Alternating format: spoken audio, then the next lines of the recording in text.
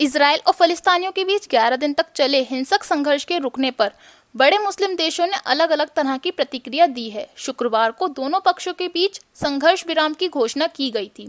दोनों ने ही संघर्ष विराम को इस टकराव में अपनी जीत बताया है। बताया गया कि इजरायली कैबिनेट ने आपसी सहमति और बिना शर्त के युद्ध विराम के फैसले पर मोहर लगा दी थी। हमास के एक अधिकारी ने भी शुक्रवार को इसकी पुष्टि की थी। ये सुलह आपसी रजामंदी से और एक साथ हुई है। इसके बाद पाकिस्तान के प्रधानमंत्री इमरान खान ने कहा कि फलिस्तीनियों के इस मुद्दे पर दुनिया की बदलती राय ही शक्तिशाली देशों को इजराइल से अपना समर्थन वापस लेने को मजबूर करेगी।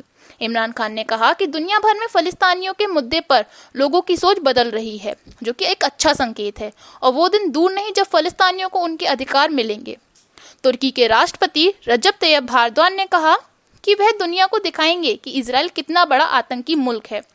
बात करते हुए उन्होंने ये भी कहा कि हमारे विदेश मंत्री और उनके समकक्ष जिनके साथ हम सहयोग से कार्य करते हैं, उन्होंने गुरुवार को हमारे सांसद और UNGA के अध्यक्ष वोल्कन वॉस्केट की अध्यक्षता में सफल सत्र आयोजित किया।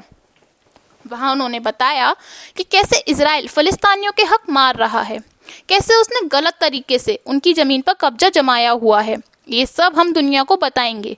हम रुकेंगे नहीं। हम दुनिया को मानचित्र दिखाकर ये साबित करेंगे कि इजराइल कितना बड़ा आतंकी देश है, क्योंकि पूरी दुनिया को इसका पता चलना जरूरी है।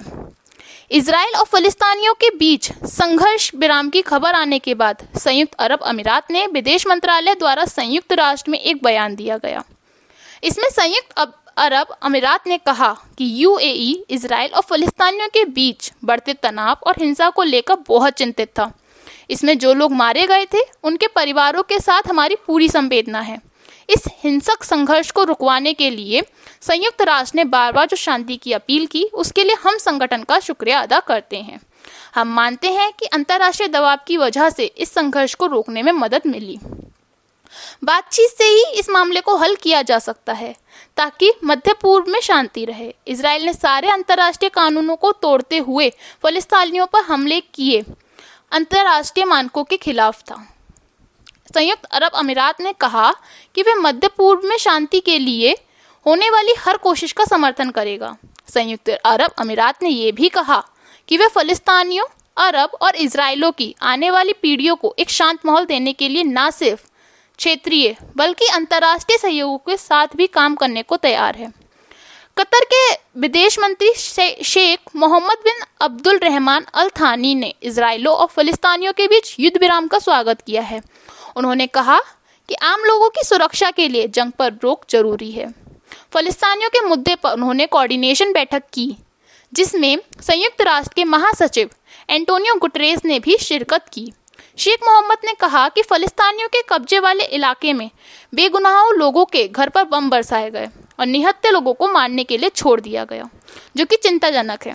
कतर ने गजा में हवाई हमले करने के लिए इजराइल की कड़े शब्दों में आलोचना की तथा कतर ने संयुक्त राष्ट्र सुरक्षा परिषद के बारे में भी कहा कि इस हिंसक संघर्ष के दौरान संगठन की निष्क्रियता इस अंतर्राष्ट्रीय संस्था की विश्वसनीयता पर कई सवाल खड़े करती है। ईरान के सर्वोच्च नेता अयतुल्ला अली खेमनेई ने भी मुस्लिम देशों से फलिस्तीनियों को सैन्य और आर्थिक रूप से समर्थन देने के अलावा गजा के पुनर्निर्माण में उनकी मदद करने का आह्वान किया। हमास के अलावा ईरान ने कब्जे वाले वेस्ट बैंक में फलिस्तीनी आबादी के नेता मोहम्मद अब्बास का भी समर्थन किया है। उन्होंने कहा कि इजराइल शासन के सभी प्रभावशाली तत्वों और दोषी प्रधानमंत्री नेतन्याहू पर अंतर्राष्ट्रीय और स्वतंत्र अदालत के द्वारा मुकदमा चलाया जाना चाहिए।